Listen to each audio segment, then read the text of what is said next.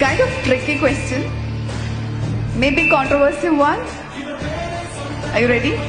Yes, ma'am. Okay.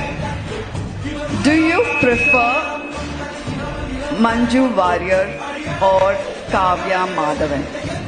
Why? By the way, this wasn't my question this time. It was given by the team. So please don't blame me.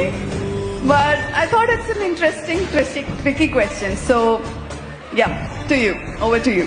Thank you. Okay നമ്മൾ ഇവരെ വെച്ച് തന്നെ തുടങ്ങാം. ഇവര് രണ്ടുപേരെയും ജഡ്ജിങ്ങിനെ കുറിച്ച്. Kavya Madhavan or Manju Warrier എന്നുള്ള ചോദ്യത്തിന് ശേഷം ഞാൻ പ്രതീക്ഷിച്ച ചോദ്യം ദിലീപ് ഓർ പൾസർ സുനി എന്നുമല്ലാതിരിക്കുന്നു. അങ്ങനെ ചോദ്യം വേണമെന്ന് ചോദിക്കണ്ട, ചോദിച്ചോ?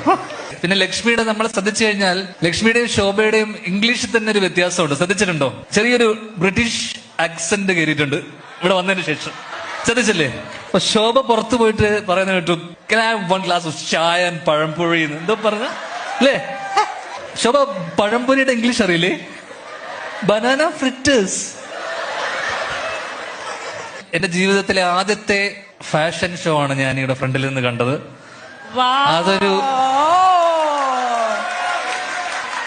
അടുത്തൊരു തിരിച്ചറിവും ഒരു പാഠമെന്ന് വെച്ച് കഴിഞ്ഞാൽ ആഴ്ചക്ക് ഫാഷൻ ഷോ കാണണം എവിടെയെങ്കിലും പോയിട്ട്. ആ അന്ന് ഇതുപോലത്തെ ജഡ്ജിമാരും കുറെ ചോദ്യങ്ങളും ഉണ്ടാകാതിരുന്നാൽ മാത്രം. Kavya Madhavan or Manju Warrier or Bhavana, what is a woman, എന്തൊക്കെയാ ബിൻചേട്ടാ, who are you, what are you doing, ഇതൊക്കെയാണോ ചോദ്യം? രണ്ട് ചോദ്യം പറയൂ. നോ